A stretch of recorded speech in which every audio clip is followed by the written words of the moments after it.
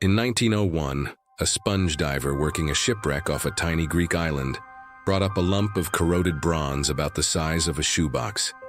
It sat in a museum crate for months. Nobody thought much of it. The wreck had given up marble statues, glassware, jewelry, the kind of cargo that makes headlines. A green, calcified lump was not on anyone's list of treasures. Then the lump split open, and inside were gears. Precision-cut bronze gear wheels, with teeth a millimeter long, interlocking in trains, sitting inside the remains of a wooden case with dials on the front and back. It had been on the seabed since roughly 60 BC. Nothing like it exists anywhere else from the ancient world. Nothing like it appears again in the historical record for well over 1,000 years. It's called the Antikythera mechanism. And on this channel, where we deal in what the past left behind, it is the single most confounding remnant of them all. This is Remnants of Time. Let's open the case. Start with what this thing actually is, because the answer took a century to work out.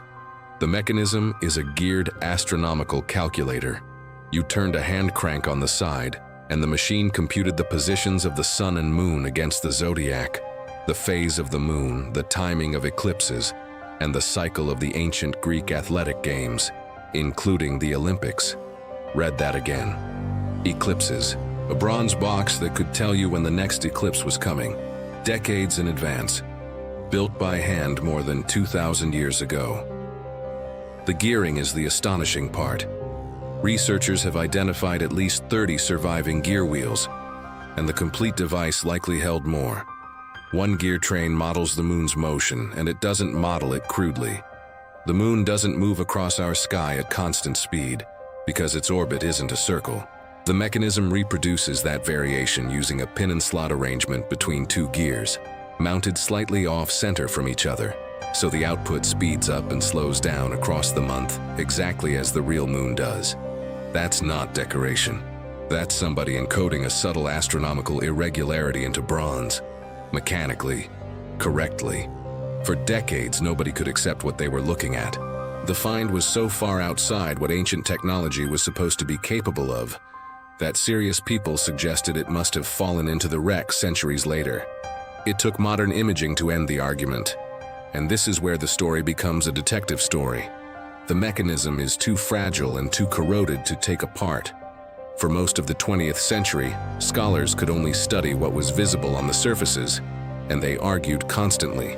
The breakthroughs came in waves. In the 1970s, X-ray imaging let researchers count gear teeth for the first time. And tooth counts are everything, because the ratios between gears are the mathematics of the machine. Then, in the 2000s, an international team brought in high-resolution CT scanning, and everything changed. The scans revealed something nobody had seen in 100 years of staring at the fragments. Writing. Thousands of Greek characters, engraved on the plates and hidden inside the corrosion, invisible from outside. It was an instruction manual. The device came with its own documentation, describing the dials and what they displayed. And the tooth counts confirmed the mathematics. One gear has 223 teeth. That number is not arbitrary. The Saros cycle, known to Babylonian astronomers centuries earlier, is 223 lunar months, the period after which eclipses repeat in a predictable pattern.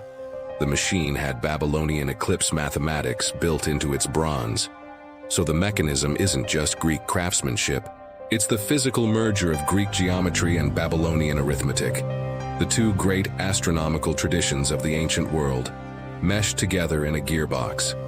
Now the honest questions, because this artifact attracts nonsense, and this channel doesn't deal in nonsense. Who built it? Unknown. The engraving style and the calendar details point toward the Greek world of the 2nd or 1st century BC. Ancient sources mention that Archimedes built devices modeling the heavens, and some scholars suspect the mechanism descends from that tradition, possibly through Rhodes, where the astronomer Hipparchus worked. But no name is attached to it, and claims of certainty are overreach. Was it really alone? Almost certainly not, and this is the deepest point in the whole story. A device this refined is not a first attempt. The gear cutting is too assured, the design too resolved. This is mature technology, which means there were earlier versions, other workshops, a tradition. Cicero, writing in exactly this period, describes geared planetary devices as things that existed.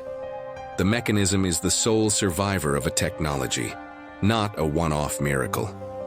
So where did it all go? This is the question that should keep you up at night. Bronze was valuable. When a machine broke or its owner died or a city fell, the metal was melted and became coins, statues, weapons.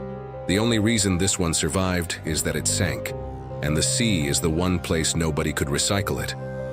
Think about what that means for everything we believe about the past. Our picture of ancient technology is built from what happened to survive, and what survives is stone and pottery, because nobody melts down a temple. The sophisticated things, the delicate things, the mechanical things, were precisely the things most likely to vanish completely. One shipwreck, one lucky lump of corrosion, and the ceiling of what we thought the ancient world could do, moved by 1,000 years. That should make you wonder how much else is missing. There's a sobering coda to this. The knowledge did fade. Complex geared astronomical devices don't reappear in Europe until the great cathedral clocks of the medieval period, more than 1,000 years later, though related traditions of geared instruments continued in the Islamic world in between. Technology is not a ratchet. It doesn't only move forward. Skills that live in a small number of workshops passed from master to apprentice can simply end.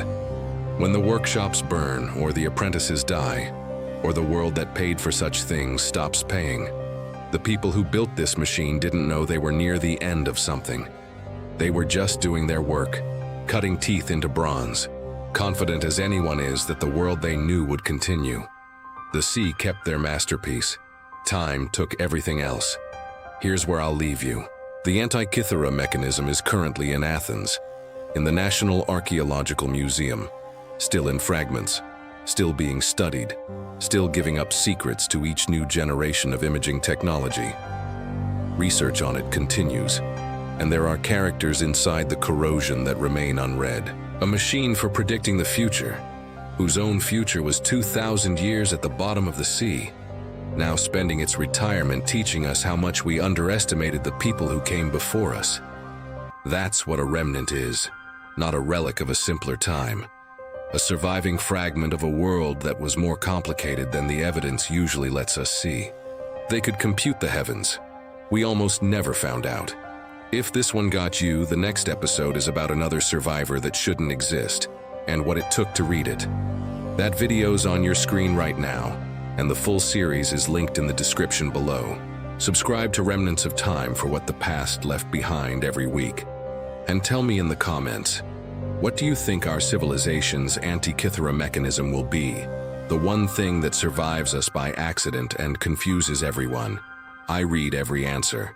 See you in the next one.